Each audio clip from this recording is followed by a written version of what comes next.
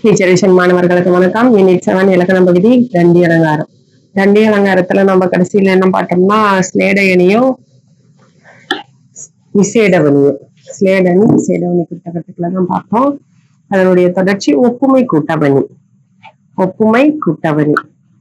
கவிஞன் தான் கருதிய பொருளை சொல்லும் இடத்து அப்பொருளின் குணத்தை விட மிகுந்த குணமுடைய பொருள்களை, அதான் மேக்சிமம் இருக்கிறது தான் பேர் வரும் நமக்கு தெரியும்.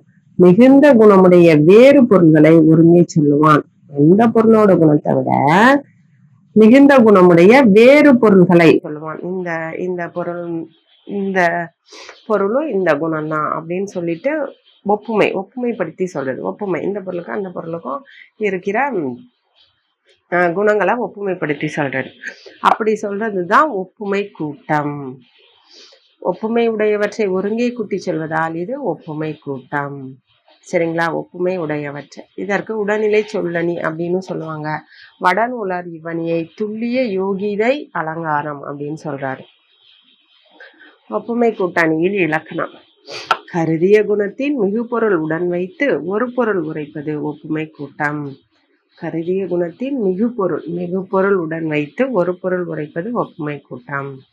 ஒரு பொருளை சொல்லும் இடத்து தான் கருதிய குணம் முதலியவற்றின் மிகுதியான பொருளை கூட வைத்து சொல்றது ஒப்புமை கூட்டம். ஒப்புமை கூட்டணியின் வகைகள் 2.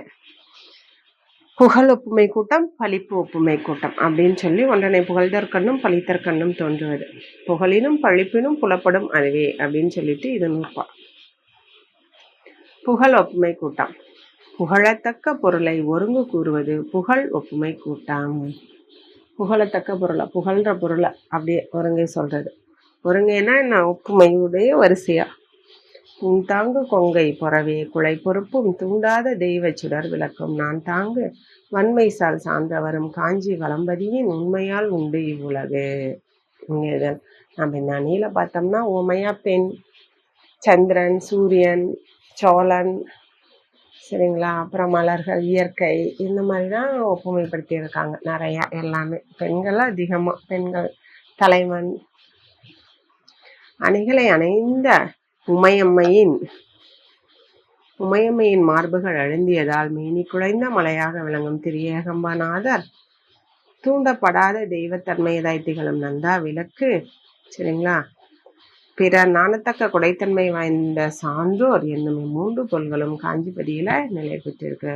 அதனால் இந்த உலகம் அழியாம நிலை பெற்றிருக்கு.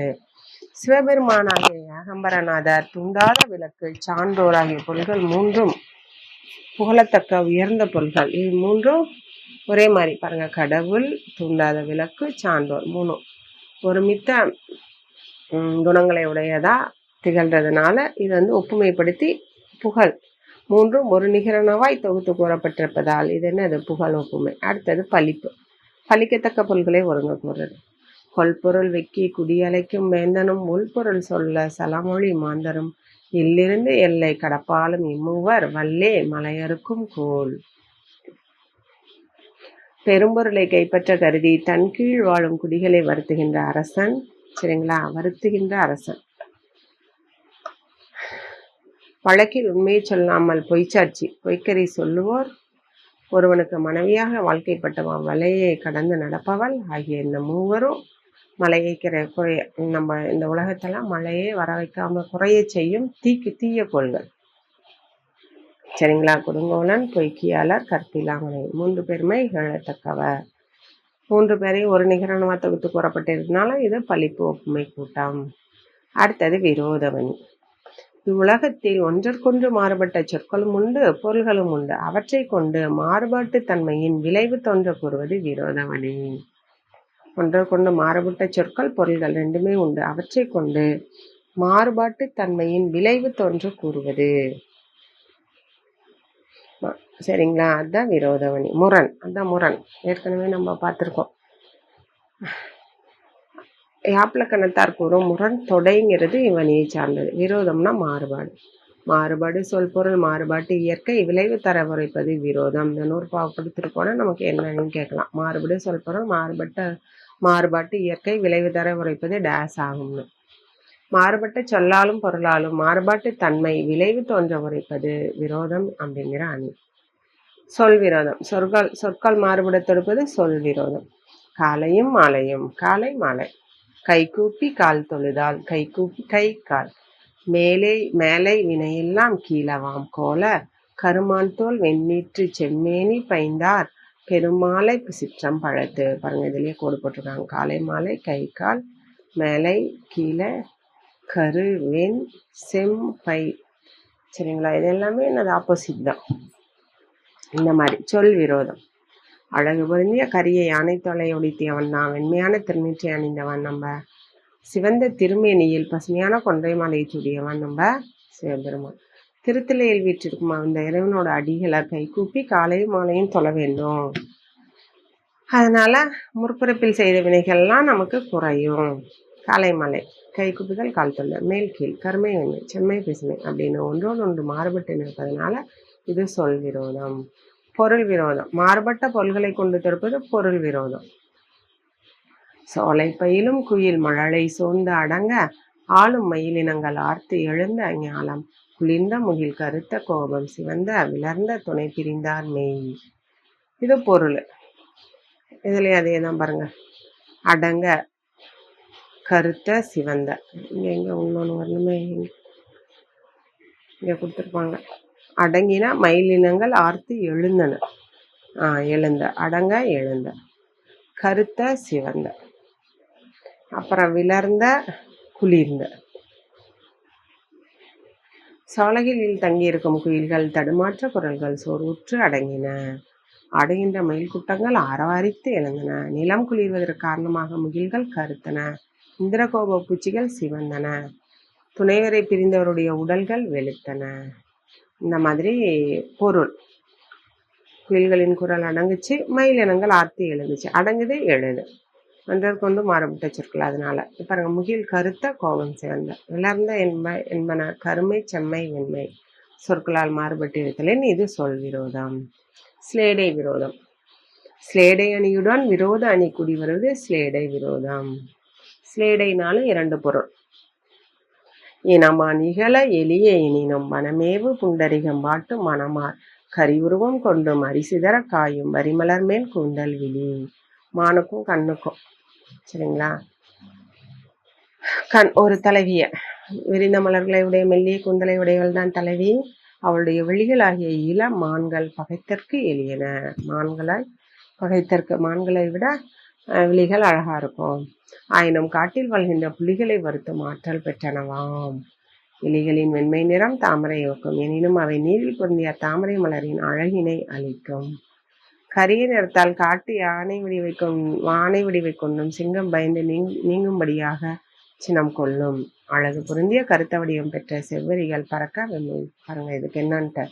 பகைத்தற்கு எளியன எனினும் காட்டின் கண் பொருந்திய புலிகளை வருத்துவதற்கு வல்லமை உடையவன் மான்.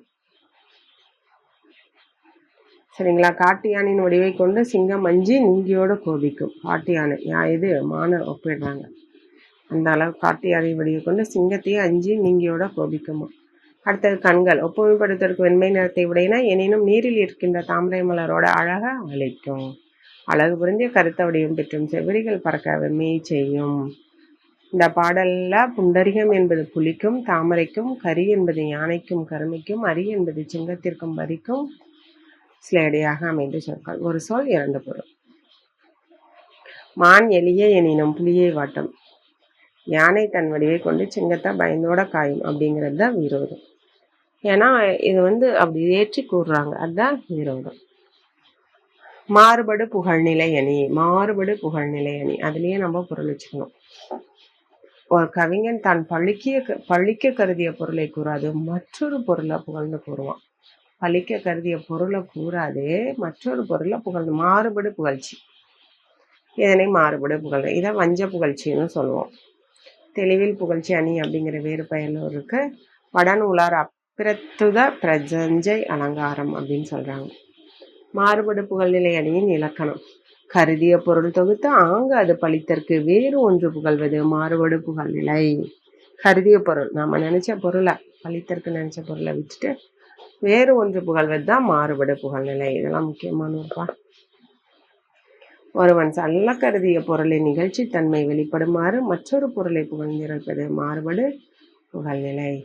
இரவு அறியா யாவரையும் பின் செல்லா நல்ல தரு நிழலும் தண்ணீரும் புல்லும் ஒருவர் படைத்தனவும் கொல்லா இப்புள்ளிமான் பார்மேல் துடைத்தனவே அன்றோ துயர்.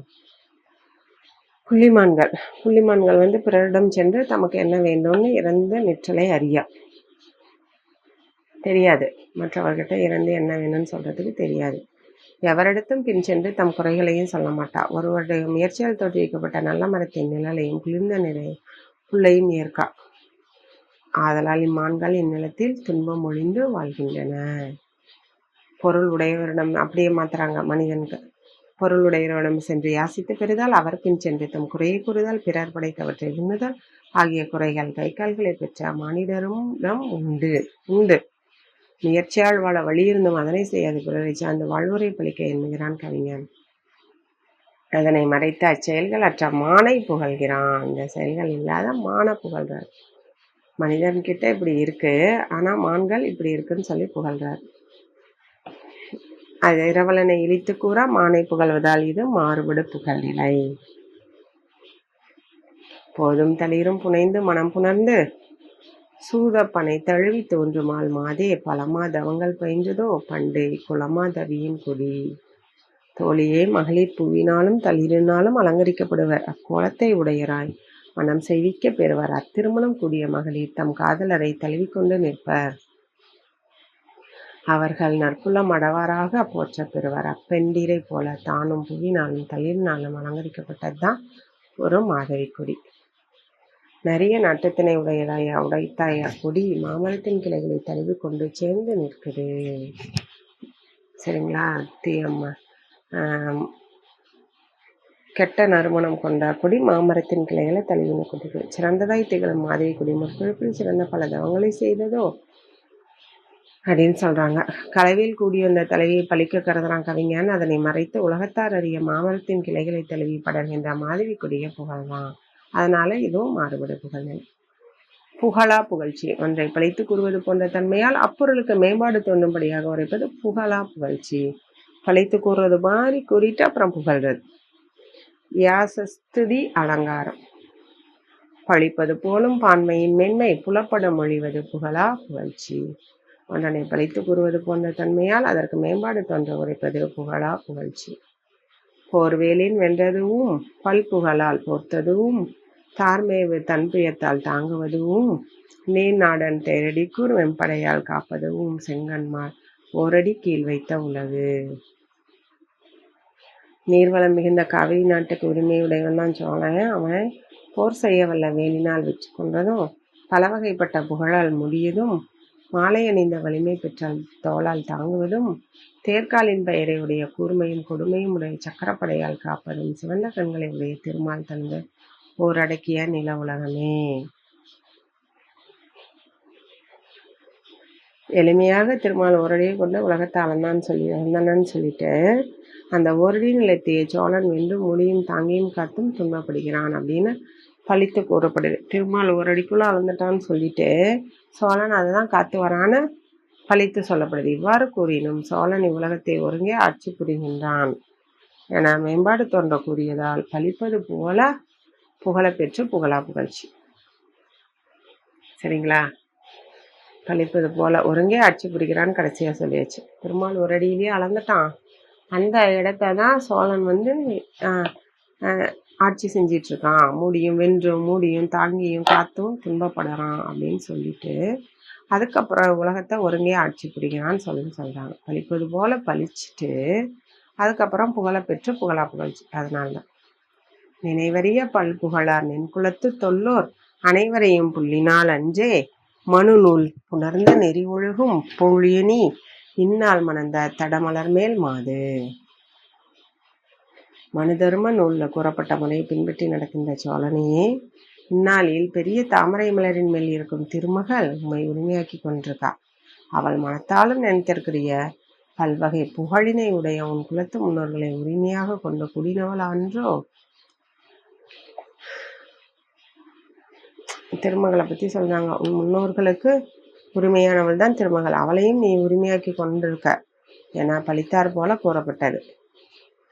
ஆயினும் வழி வழியாக மாறாமல் உலகத்தை ஆளுதலாகிய பெயரை பெற்று பெருஞ்செல்வம் உடையனாய் திகழ்பவன் என மேன்மைப்படுத்தி கூறுறதுனால இது பழிப்பது போல புகழ்வது.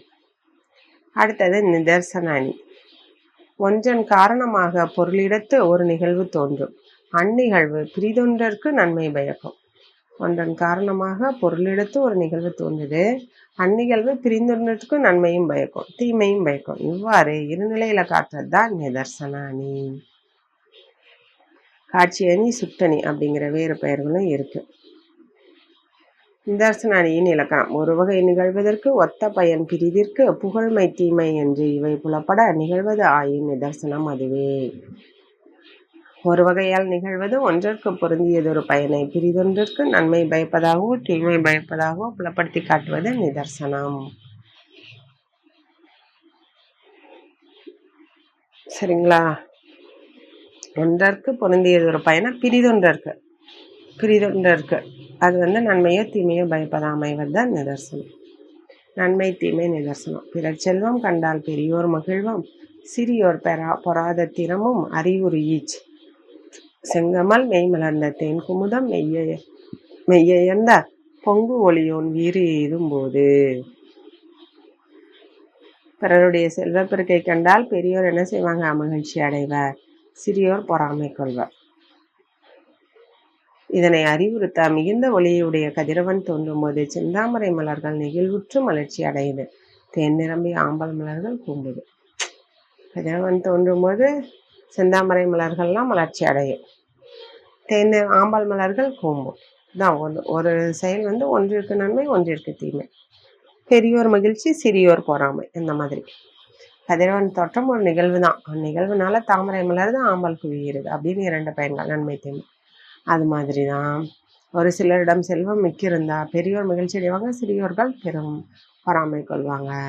இதுதான் நற்பயன் தீப்பயன். தீமை நிதர்சனம்.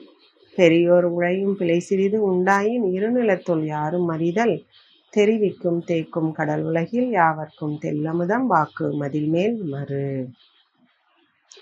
கடலால் சொல்லப்பட்டது இந்த உலகம். இதில் வாழ்கின்ற யாவருக்கும் இனிய அமுதமாகிய ஒளியை செல்வது திங்கள். அத்திங்களில் இருக்கும் மறுவாகிய களங்கம் அனைவருக்கும் தெளிவாக காணப்படும். இது உலகத்தின் கண் உண்டாகிய பெரியோரிடத்து காணப்படும் சிறிய குற்றமும் மறைப்பதற்கு அரியதாய் யாவருக்கும் எளிதில் புலப்படும் என்பதை தெளிய சொல்லுவது போல இருக்குது. சரிங்களா? நிலவில் உள்ள மறு யாவருக்கும் எளிதில் புலப்படுதல் ஒரு நிகழ்வு.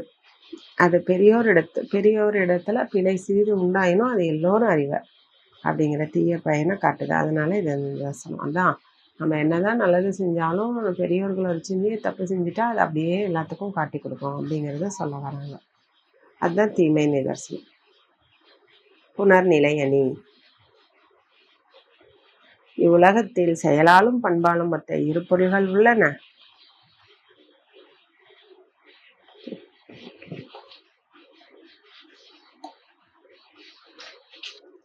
உலகத்தில் செயலாலும் பண்பாலும் மொத்த 2 பொருள்கள் இருக்கு. அப்பொருள்களுக்கு ஒரு வினையையோ பண்பையோ பொருந்தும் வண்ணம் கூட்டி சொல்வது புனர்நிலை. பொருள்களுக்கு ஒரு பொருளையோ, சரிங்களா, ஒரு வினையையோ பண்பையோ, அப்பொருள்களுக்கு ஒரு பொருளையோ வினையையோ பண்பையோ பொருந்தும் வண்ணம் கூட்டி சொல்றது தான் புனர்நிலை. உடல் நிகழ்ச்சி அணி, ஒருங்கு இயலணி அப்படின்னு வேறு பெயர்களும் இருக்கு. இதனை வடநூலார் ஸ்கோத்தி அலங்காரம்னு சொல்றாங்க. ஸ்கோத் என்பதன் திரிபு சகோத்தி. புனர்நிலை அணியின் இலக்கணம். வினை பண்பு என இவை பொருட்டு ஒன்றே புணர மொழிவது புனர்நிலை. வினை பண்பு. வினையானும் பண்பானும் 2 பொருள்களுக்கு ஒன்றே பொருந்த சொல்வது புனர்நிலை. வினை புனர்நிலை. இரு பொருள்களுக்கு ஒரு வினை சொல்லை பொருந்துவதாக கூட்டி உரைப்பதே வினை புனர்நிலை. இரு பொருள்களுக்கு ஒரு வினை சொல்லை. வேண்டு உருவம் கொண்டு கருகி வெளிபறந்து நீண்ட முகிலுடனே நீர் பொழிந்த ஆண்டகையோர் மேவல் விரும்பும் பெருநசையால் மெல்லாவி காவல் புரிந்து இருந்தோர்கண். பிறரால் விரும்பப்படும் தன்மை உடையதாகிய உருவமும் அழகு செய்யுமாறு எழுதப்பட்ட மையோடு கூடியதுமாய் நீண்டிருப்பனதா கண்கள். அவை தான் வேண்டிய உருவத்தை கொண்டு கருமை நிறத்தையும் விண்ணிலே பறந்து பெரிதாக உள்ளதுமாகிய தன்மையுடன் விகழும் முகிலுடனே நீரை பொழிந்தன. கண்களோட முகில ஒப்புமைப்படுத்துறாங்க. நீர் தான். கண்ணுக்கும் முகிலுக்கும் ஒப்புமை என்னது? உடல் நிகழ்ச்சி. நீர் பொழிந்த அப்படிங்கிற ஒரு சொல் புணர்த்து கூறப்பட்டது. அதனால இது வினை புணர்நிலை. பண்பு புணர்நிலை. பண்பினை புணர்த்து சொல்வது. ஒரே பண்புன இரு பொருள்களுக்கும் ஒரு பண்பினை. பூங்காவில் புல் ஒடுங்கும் புன்மாலை போழ்து உடனே நீங்காத வெம்மையவாய் நீண்டனவால் தாம் காதல் வைக்கும் துணைவர் வருமவதி பார்த்து ஆவி வீக்கும் தனியார் உயிர். தன்னால் காதலிக்கப்பட்ட துணைவர் வருகின்ற காலத்தை ஒரு பெண் எதிர்பார்த்து காத்திருக்கிறாள். அப்பெண்ணோட உயிரானது அழகிய பொழிலின் கண் பறவைகள் எல்லாம் ஓசை அடங்கிய மாலை பொழுதோட துயரத்தை தந்து மிகவும் நீண்டன. அப்ப பெண்ணுக்கும் பறவைக்கும் சரிங்களா? மாலை பொழுது. மாலை பொழுது யாருக்கும்? ஒரு பெண் காத்திருக்கா. பறவைகள் எல்லாம் ஓசையடைங்க மாலை பொழுதோடு இருந்தது. அது அந்த பெண்ணுக்கு துயரத்தை மிகவும் தந்தது. பாடலில் கூறப்பட்ட பொருள்கள் மாலை பொழுது, தனித்திருந்த பெண்ணின் உயிர் என்னும் 2. மாலை பொழுது உயிர். பறவைகள்லாம் போய் கூட்டில் அடங்குனா அது என்னது? மாலை பொழுது. அந்த மாலை பொழுது அவளுக்கு துன்பத்தை தருவதா இருந்தது. அப்ப மாலை பெண்ணின் உயிர் 2. அவ்விரு பொருள்களுக்கு முன்ன நிகழ்ச்சி பற்றிய வெம்மையவாய் நீண்டன என்னும் சொல் புணர்த்து கூறப்பட்டது. வெம்மையவாய் நீண்டன என்பது பண்பு சொல். அதனால இது பண்பு புணர்நிலை. அடுத்தது பரிவர்த்தனை அணி. பரிவர்த்தனை ஒரு பொருளை கொடுத்து இன்னொரு பொருளை பெறுதல், அதுதான் பரிவர்த்தனை. ஒரு பொருளை கொடுத்து வேறொரு பொருளை பெற்றுக்கொள்வது. இது பரிமாற்ற அணி, பண்டமாற்ற அணி அப்படிங்கிற வேறு பெயர்களும் இருக்கு. இதனை வடநூலார் பரிவிருத்தியா அலங்காரம் சொல்றாங்க. பொருள் பரிமாறுதல் பரிவர்த்தனையே. முக்கியமா ஒன்று கொடுத்து ஒன்று வாங்கிறது. காமனை வென்றோன் சடைமதியும் கங்கையும் தாம நிழல் ஒன்று தாம் கொடுத்து நாம பருவால் அரவின் பணமனைகள் தோன்றும் 1000 பெற்றுள்ள. சிவபெருமான் காமனை எரித்தவன் தான் 3 கண்களை உடைய சிவபெருமான். அப்பெருமான் மீது சடை மீது திங்களும் கங்கையும் இடம்பெற்றிருக்க அவை வருத்தம் செய்யும் தன்மையும் பெரிய ஒளியினையும் உடைய பாம்பின் படங்களில் உண்டாகிய மணிகளில் தத்தம் நிழலை தந்தன. பாம்பினோட படல அந்த நிழல் வருது. அப்பாம்புகள் 1000 அந்த நிழல் 1000 உருவத்தை ஒத்து காணப்படுது. திங்களும் கங்கையும் பாம்பு மணிகளுக்கு ஒரு நிழலை கொடுக்குது. அப்பாம்புகளிடமிருந்து 1000 உருவத்தை பெற்றனான்னு சொல்றதுனால இது பரிவர்த்தனை. ஒன்று கொடுத்து ஒன்று வாங்குதல். மேலும் மிகுதியாக கொடுத்து குறைவாக பெறுதலும், குறைவாக கொடுத்து மிகுதியாக பெறுதலும் பரிவர்த்தனை தான். சரிங்களா? ஏன்னா இப்போ பாம்பின் படம் 1000 அதிகமாக கொடுத்துருக்காங்க. சாயலும் நாணம் அவர் கொண்டார் கைமாறா நோயும் பசலையும் தந்து. திருவள்ளுவரின் பரிவர்த்தனை சமநிலை பரிவர்த்தனை ஆகும். சாயல் நான் இன்னும் 2 கொடுத்து நோய் பசலை ஆகிய 2 பெற்றமே இந்த திருக்குறள் சொல்லுது. சரிங்களா? இது வரக்கூடாது. அடுத்தது வாழ்த்தனி. இவருக்கு இன்னது பொருந்துக என்று கவிஞன் தாம் நினைத்ததை விரித்து சொல்வது வாழ்த்தனி. இவருக்கு இன்னது பொருந்துக. ஆசி அடநூலார் ஆசின்னு சொல்றாங்க. தாம் விரும்பிய தன்மை ஒருவர் கிட்டமடி விண்ணப்பத்தையே ஆசை. ஆசி இப்போ நம்ம கூட பயன்படுத்திட்டு இருக்கோம். வடமொழி சொல். வாழ்த்தனின் இலக்கணம். இன்னார்க்கு இன்னது ஏக என்று தாம் முன்னியது கிளத்தால் வாழ்த்து. மூவா தமிழ் பயந்த முன்னூல் முனிவாளி ஆவாளி வாழி அருமறையோர் காவிரி நாட்டு அண்ணல் அனபாயன் வாழி அவன் குடைக்கீழ் மண்ணுலகில் வாழி மலை. மன்னன இதெல்லாம் பெற்று வாழ்கன் வாழ்த்துறது. அறியாத தமிழ் மொழியின் கண் தோன்றிய பழமையான நூல்களை உணர்ந்த அகத்திய முனிவர் வாழ்க. ஆவினங்கள் வாழ்க. அரிய தமிழ் மறைகளை கற்றிருந்த அந்தணர்கள் வாழ்க. சோழ நாட்டினோட தலைவன் அனபாயன் வாழ்க. அவனுடைய அரசாட்சிக்கு உட்பட்ட உலகத்தில் மழையானது பொய்யாமல் பெய்து வாழ்க அப்படின்னு சொல்லி கவிஞர் வாழ்த்துறாரு. சரிங்களா? இது அதனால இது வாழ்த்தனி. அதே தான் திரும்ப. அடுத்தது சங்கீர்ணம். தன்மை முதலாக வாழ்த்து ஈராக கூறப்பட்ட பொருளணிகள் 33. அதுல 2க்கு மேற்பட்ட பல அணிகள் தம்முள் கலந்து வர உரைப்பது சங்கீர்ண அணி. இப்ப நம்ம 33 அணி பார்த்திருக்கோம். அதுல 2 அணிகள் 2க்கு மேற்பட்ட பல அணிகள் சேர்ந்து வருது. ஒன்று கூட ஒரே அணியில சேர்ந்து கலந்து வர உரைப்பது தான் சங்கீர்ண அணி. இதை கலவை அணின்னு சொல்லுவோம், விரவணின்னு சொல்லுவோம். சங்கீர்ணம் என்பது வடச்சொல். இதற்கு கலப்புன்னு பொருள். மொழியப்பட்ட அணிபல தம்முள் தழுவ உரைப்பது சங்கீரணமே. நேர் சொல்லப்பட்ட அணிகள் பலவும் தம்முள் பொருந்த உரைப்பது சங்கீர்ணம்.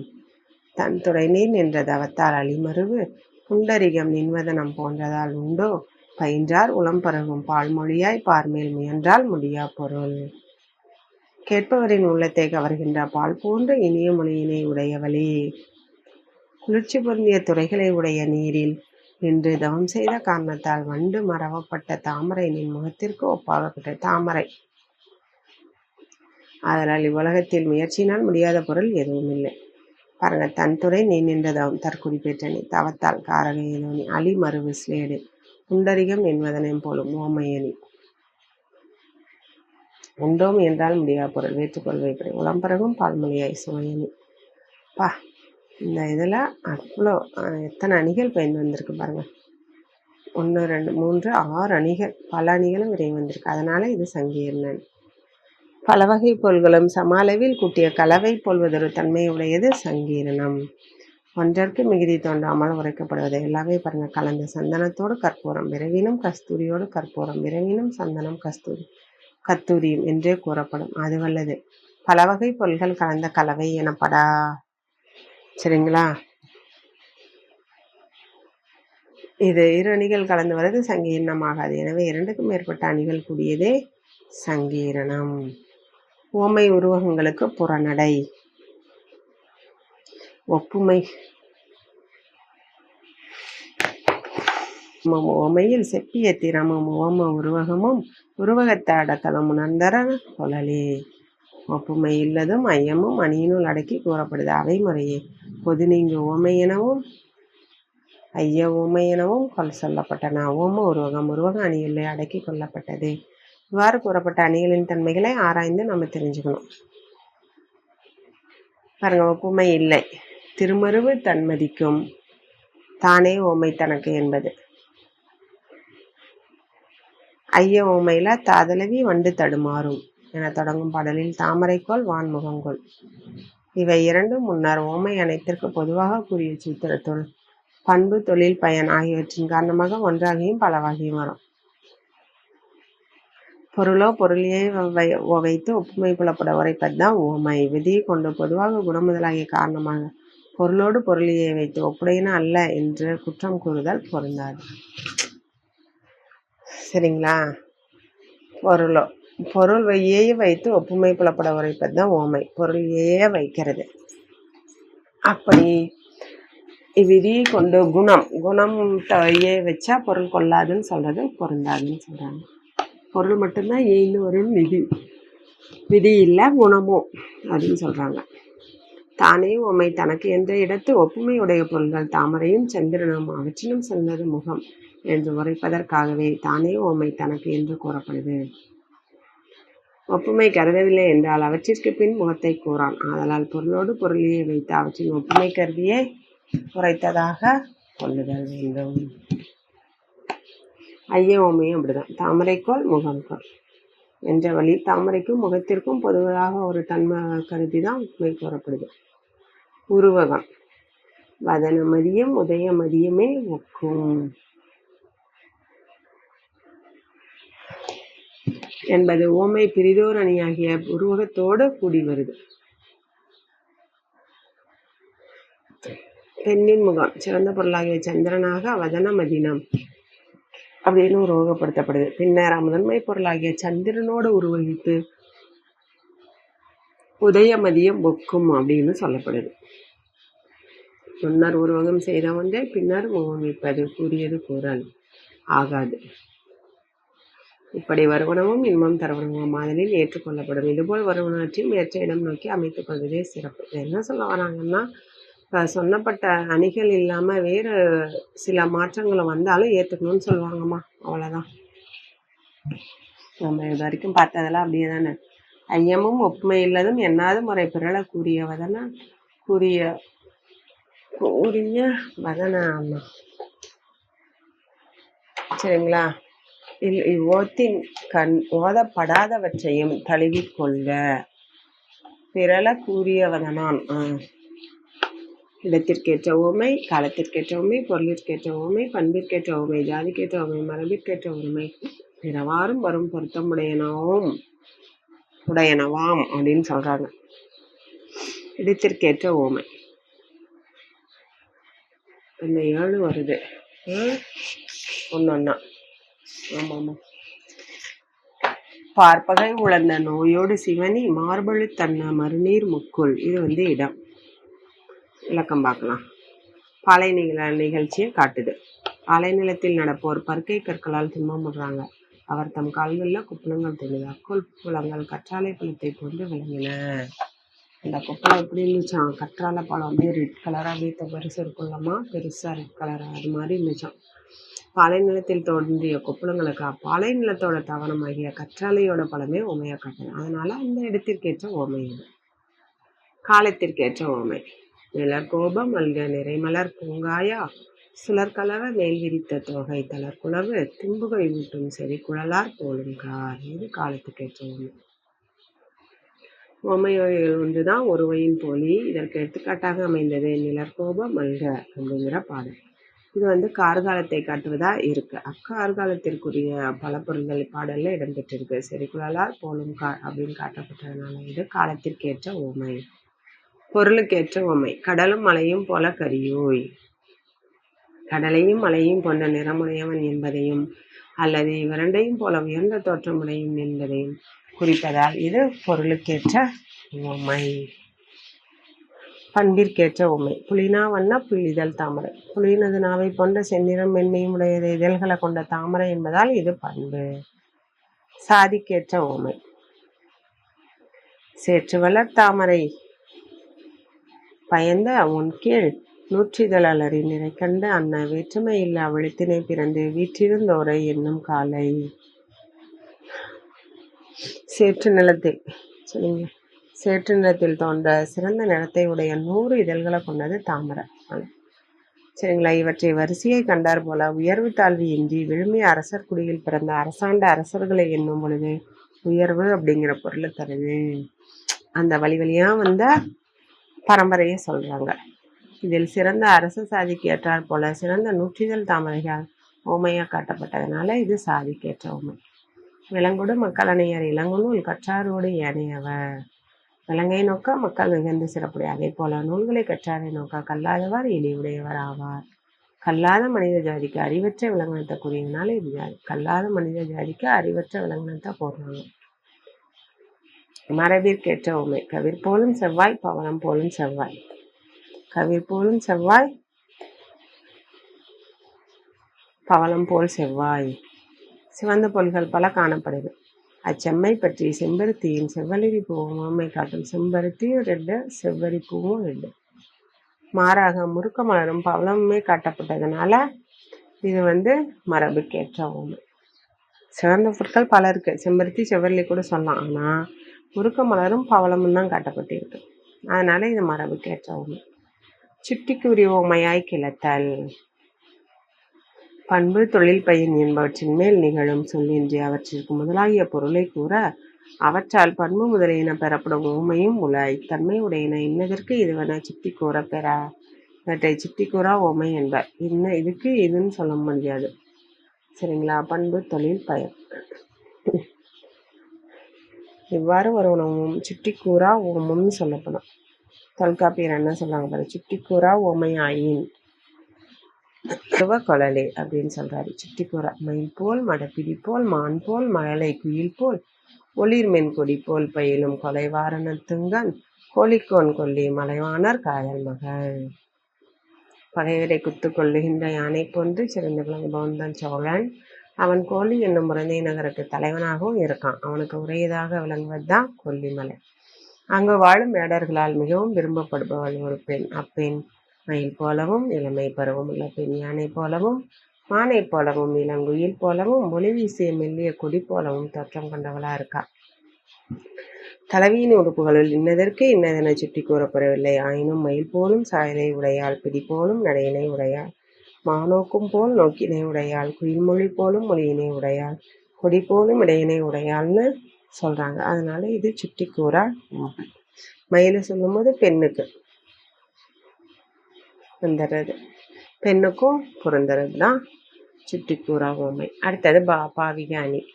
ஒரு பாடலாலோ பல பாடல்களாலோ ஆகிய செய்யுள் வகைகளுள் அடங்காமல் தொடர்நிலையாக படப்பெறுவது காப்பிய வகை. இது முக்கியமாக பாவிகம் என்பது காப்பிய பன்மை. அடிக்கடி கேட்குறது. ஒன்றை முழுவதுமாக நோக்கி கொள்ளப்படுவதாய் கவிஞனால் கருதி செய்யப்படுவதே பாவிகம். எடுத்தலோசையால் புலப்படுத்தப்படும் பாவம் என்பதற்கு கவிஞனுடைய கருத்து அப்படிங்கிறது பொருள். இவ்வணி காப்பியத்தின் தொடக்கத்திலிருந்து இறுதி வரை வனப்பாக அமைந்திருக்கும் தன்மையுடையது. பாவிகம் என்பது காப்பிய பண்பு. முக்கியமாக பாவிகம் என்று சொல்லப்படுவது பொருள் தொடர் நிலை செய்யும் தனத்தின் கவிஞனால் கூறி செய்யப்படுவதொரு குணம். பிறனில் விளைவோர் கிளையோடும் கெடுப பொறையில் சிறந்த கவசம் இல்லை, வாய்மையில் கடியதோர் வாழி இல்லை. பிறனில் என தொடங்குவது இராமாயணத்தால் அறியப்படுறது. இதற்கு பொருள் பிறர் மனைவியை விரும்புவோர் சுற்றத்தோடும் கெடுவர். பிறர் மனைவியை விரும்புவோர் சுற்றத்தோடும் கெடுவர்னு பொருள். பொறையில் என தொடங்குவது மகாபாரதத்தால் அறியப்படுறது.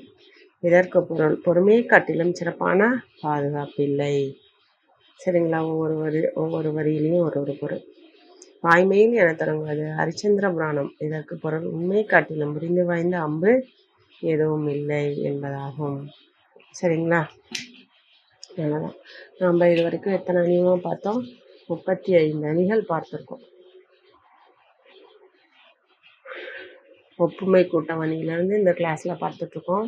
ஒப்புமை கூட்டணி, விரோதவணி, மாறுபடு புகழ்நிலையணி, நிதர்சனவணி, புனர்நிலையணி, வாழ்த்தணி, சங்கீர்ண அணி, அதுக்கப்புறம் பாவிக அணி அப்படின்னு சொல்லிட்டு இது வரைக்கும் நம்ம பார்த்தது பொருளணிகளில் மொத்தம் 35 அணிகள் பார்த்துருக்கோம்.